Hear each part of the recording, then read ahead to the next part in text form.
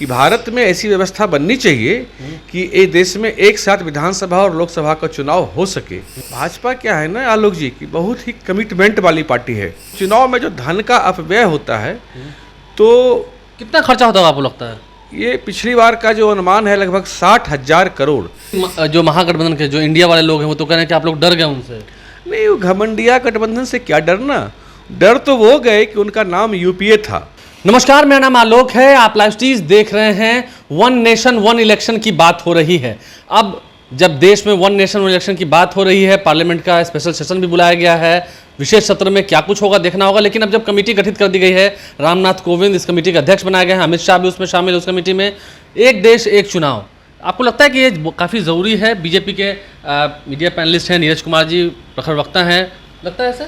ये इस देश के लिए, खासकर भारत जैसे देश के लिए जहाँ की सालों भर चुनाव होते रहता है, कभी लोकसभा चुनाव, कभी कहीं विधानसभा चुनाव, कभी कहीं नगर निकाय चुनाव, कभी नगर पंचायत चुनाव, तो सालों भर चुनाव होते रहने से धन का भी दुरुपयोग होता है, सरकारी तंत्र का दुरुपयोग होता है, शिक्षा के क्षेत्र में जो हमारे शिक्षक लगे रहते हैं, पढ़ाते हैं, उनका दुरुपयोग होता है।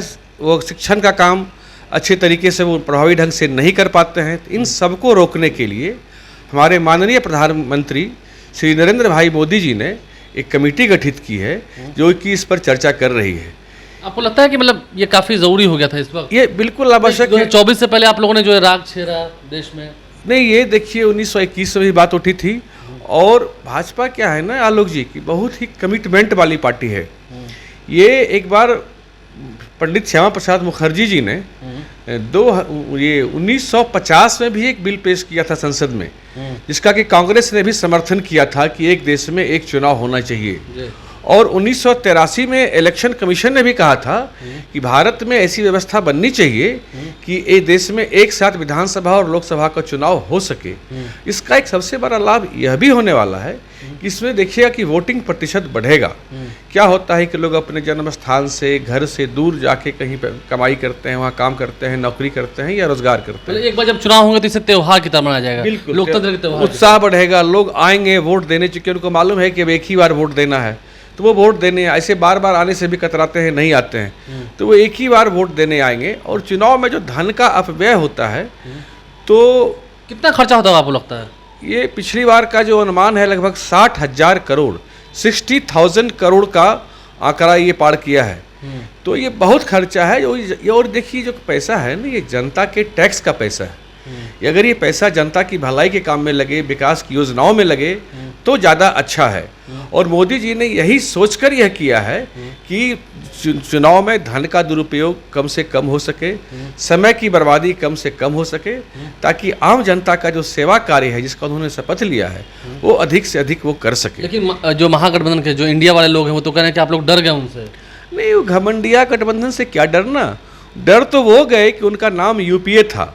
अब उनको चूंकि इस नाम में घोटालों की फहरिस्त इतनी लंबी है कि उनको उस नाम पे शर्म आने लगी, तो उन्होंने अपना नाम बदला। नहीं, इंडिया तो रख लिया ना, लेकिन इंडिया से लड़ेंगे आप लोग। आप पहले अपने आप को ठीक करिए। उनका नाम इंडिया नहीं है, इंडी अलायंस है। उसमें बीच में डॉट डॉट है, इंडी अलायंस है। और वो इंडिया कह के उसको प्रचारित कर रहे हैं। इंडी अलायंस है, उससे क्या घबराना। उसमें तो वही लोग हैं जिनको हम लोग कई एक बार हराए हैं। नीतीश कुमार जी उसके मुखिया बनने साथ आ गए हैं। वो लोग नहीं, साथ आने से पहले भी कई बार साथ आए। नीतीश कुमार जी उसके मुखिया बनने की बात कर रहे हैं। नीतीश कुमार जी का अस्तित्व किसने बनाया, किसने उनको मुख्यमंत्री बनाया? अगर भाजपा उनको साथ नहीं देती तो उनका कोई राजनीतिक अस्तित्व नहीं रहता। लेकिन आपको लगता है कि देश हित में ये है, ये एक देश एक चुनाव? बिल्कुल बिल्कुल बिल्कुल, ये यहाँ का जनता का भी डिमांड है। क्या जनता एक्सेप्ट इसे करेगी? कहीं आप लोग को कहीं उल्टा ना पड़ जाए? बिल्कुल उल्टा नहीं पड़ेगा। 2015 में भी लोकसभा की भी कमेटी ने इसे कहा था कि इस देश में ये ज़रूरत है और ये बिल्कुल होना चाहिए। खासकर भारत जैसे विशाल देश में ये बहुत ही आवश्यक है। और 1967 तक आप देखिएगा तो ये चुनाव होता था, एक साथ चुनाव हुआ करता था। लेकिन क्या हुआ कि अब कहीं विधानसभा भंग हो गया, कहीं कुछ हुआ तो सिस्टम थोड़ा लड़खड़ाया। बट इस बार सबको दुरुस्त करते हुए ये व्यवस्था लागू करने की बात हो रही है। और मैं कह रहा था आपसे अभी कुछ देर पहले कि भाजपा एक बड़े कमिटमेंट वाली पार्टी है।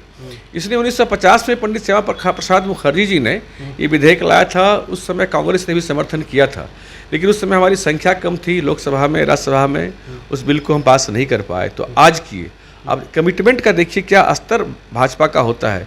1949 में बात हुई थी धारा 370 को हटाने की, लेकिन उस समय हम नहीं हटा पाए थे क्योंकि हमारी लोकसभा में सरकार नहीं थी।